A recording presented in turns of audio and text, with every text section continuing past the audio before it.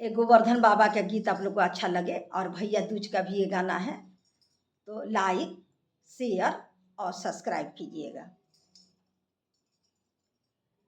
सोने के पिरैया पर जमाना बनाई ले, ए रमताई पिरई बैठे ले गोधना भैया जमाना जमाइले, जमाना जमाइले।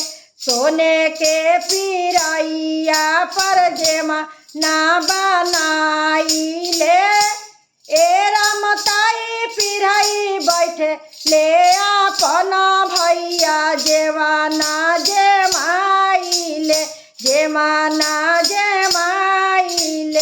हाली जे माया अपना भैया हो, भैया सखी सभा गैली बड़ी दूर, हमही पछुआइल, हमही पछुआइल।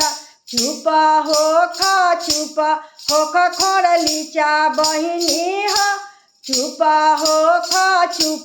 होख अपना बहिनी हो।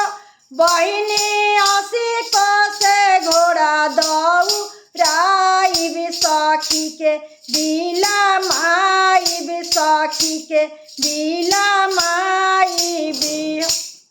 सामा खेले गईला गोधन भैया के आंगना, ए राम गोधन भौज देली लूलू आई छोड़ना, ननद आंगन छोड़ना, ननद आंगन।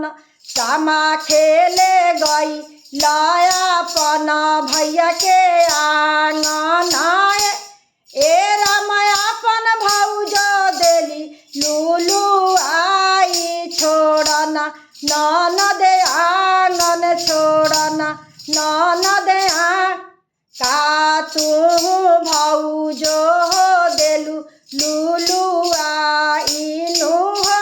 भौज जाले रही है माई बाप के राज ताले रे, सामा खेलब ताले रे, सामा खेलब। भैया दूज के आप लोग को बहुत बहुत सारा बधाई। ये भैया दूज का ही गाना है, आप लोग को अच्छा लगे तो लाइक शेयर और सब्सक्राइब कीजिएगा।